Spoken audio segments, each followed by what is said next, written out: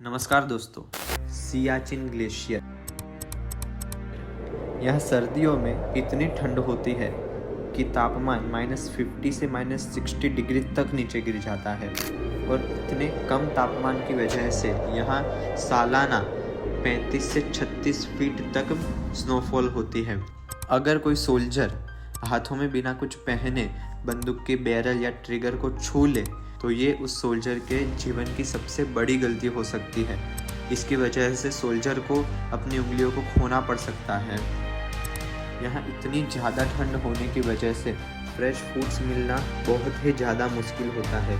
यहाँ अगर हम सेब को थोड़ी देर के लिए बाहर रख दें तो वो पत्थर की तरह सख्त हो जाता है। तो आइए इन्हीं सभी बातों को जानते हैं आज के इस वीडियो में। Life of Indian soldiers in Siachen glacier. Siachen glacier Himalaya के पूर्वी काराकोरम रेंज में एक ग्लेशियर है जो भारत पाकिस्तान नियंत्रण रेखा यानी कि इंडो पाक लाइन ऑफ कंट्रोल के करीब है। ये काराकोरम के 5 महान ग्लेशियरों में से सबसे बड़ा और ध्रुवीय क्षेत्रों के बाहर दुनिया का दूसरा सबसे बड़ा ग्लेशियर है। सियाचिन ग्लेशियर पर 1984 से भारत का नियंत्रण रहा है और भारत इसे अपने लद्दाख राज्य के लेह जिले के अधीन प्रशासित करता है।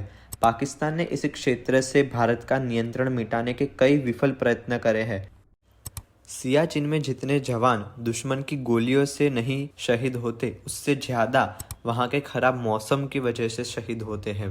समुद्र तल से 5000 मीटर की ऊंचाई पर -60 डिग्री का तापमान हमारे जैसे लोगों के जीवित रहने के लिए नहीं है। बेशक कोई वहाँ लंबे समय तक जीवित नहीं रह सकता, लेकिन सोल्जर्स दुनिया के हार्शेस्ट क्लाइमेटिक कंडीशन में जीवित रहने के लिए लड़ते हैं। इस ऊंचाई पर लंबे समय तक रहने से कई सारी स्वास्थ्य समस्याएं हो सकती है, जैसे कि फ्रॉस्ट बाइट। सर्दियों के दौरान तापमान -50 से -60 डिग्री तक गिर जाता है। यदि कोई व्यक्ति केवल 15 सेकंड के लिए स्टील या बंदूक के ट्रिगर को छूता है तो फ्रॉस्ट बाइट से बुरी तरह प्रभावित हो सकता है। इसे और आसानी से समझे तो यदि कोई सैनिक बंदूक की बैरल या बंदूक के ट्रिगर को हाथों में बिना कुछ पहने छू ले तो ये उस सैनिक के जीवन की सबसे बड़ी गलती हो सकती है और इसके परिणाम स्वरूप उसे अपनी उंगलियों को खोना पड़ सकता है। कभी कभी सैनिकों को कुछ सबसे दूर के स्थानों तक पहुंचने के लिए लगभग 28 दिनों तक ट्रैक करना पड़ता है। फिर ज़्यादातर बार 6 सैनिकों को एक ही इग्लू में रहने के लिए एडजस्ट करना पड़ता है, जो एक किंग साइज्ड बेड यानी कि अभी के जो बेड होते हैं उससे ज़्यादा बड़े नहीं होते ये। यहाँ आप सोच सकते हैं कि एक बेड जितनी जगह में 6 सैनिकों को रहने के लिए कितना मुश्किल होता होगा। ऐसे में खुद को गर्म रखने के लिए उनके पास मिट्टी के तेल का चूल्हा ही होता। सियाचिन में स्नोस्टॉर्म्स 3 सप्ताह तक चल सकता है।